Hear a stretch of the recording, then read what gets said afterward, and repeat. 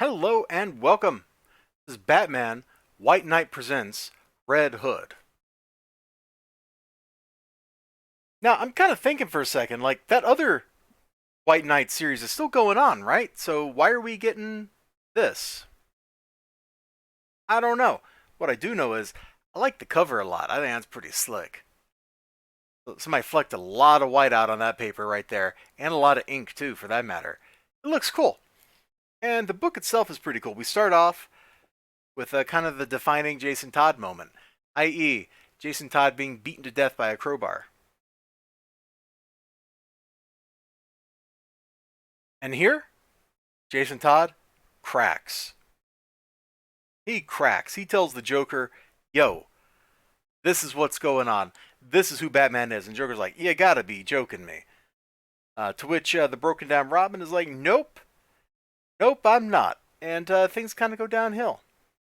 Things kind of go downhill. But, unlike the mainline Batman continuity, this time Jason Todd didn't die. So we don't have to have any like Lazarus Pit shenanigans or Superman punching the world, or I should say Superboy Prime punching the world until continuity changes or anything. It's just like, hey, he cracked, he told Joker what Joker wanted, and that's that. The art in the book is pretty nice. The artist here, who is the artist? Simone DeMeo. So art and colors on page 1 through 25. I really liked it. It looks cool. The art, or actually the colors on this do look different than the coloring in the rest of the book. Not that that's a bad thing. Trying to find exactly the place I want to pick up next to kind of show what's going on. So Jason Todd ends up being like a vigilante. He's a crook that steals from crooks. He's totally doing kind of the Red Hood thing, although without so much of the getting revenge on people type stuff. He's just a bad guy that preys on bad guys. And that's kind of okay. That's kind of okay. So we catch up with him here, beating up some gang who robbed a liquor store, and they actually took the liquor with them instead of just taking money.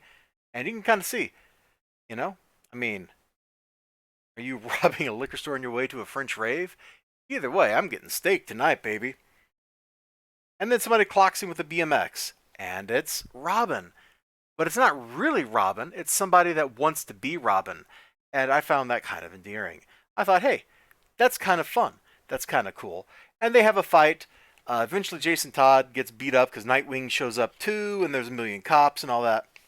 But these two start like an interesting relationship. She shows up at the jail to talk to him, helps him break out. And I guess we're going to go just slightly past the spine as they go have a chat. And kind of the point of the chat is kind of what's going down is she wants Jason Todd to train her to be Robin so they can take down a supervillain who I think that's one of the Batman Beyond villains, right? The Sonic guy? Yeah. That dude right there. That's totally one of the Batman Beyond villains, which kind of helps keep us in the whole, hey, we're in the future kind of feel that the currently ongoing Batman series, was it Batman Beyond the White Knight or whatever, has going on. Because that book is all about Terry McGinnis. Here we are faced with one of Terry's villains. Awesome stuff. It really kind of holds the continuity together, makes the world seem more fleshed out. Frankly, while it's really cool for comic books to have a lot of continuity between them, when you have a product line that's like 30 books or something, that becomes really hard to enforce. When you got a product line that is like you have two books being released simultaneously, that ain't so bad because they really can kind of feel like part of the same series as opposed to several different several different people's visions competing. In this case, we definitely have Sean Murphy's like overriding vision. So this book, I didn't think I was gonna like it. I was looking at it, I put off reading it, and I was like, I don't know. This spin-off's not doing it for me. And I was wrong. I sat down, the art was nice enough to look at, the coloring was good, the writing was good, the pace was good, the characters felt kind of natural. They didn't feel like they were being forced into anything. And man, I do like this cover because look at this man, he's got a crowbar. What do you want from me? He's got a freaking crowbar. So that's it. If you're into any of the White Knight stuff, the Sean Murphy Batman books, which the continuity is kind of weird and messed up because, Alfred's dead and lots of changes have happened and that kind of stuff. It was definitely a different experience. It's definitely a different taste. But if you're into it, you got to pick this up. I think the second issue is coming out soon. Maybe not this week, but the week after that, something like that. I'm pretty sure it's coming out soon.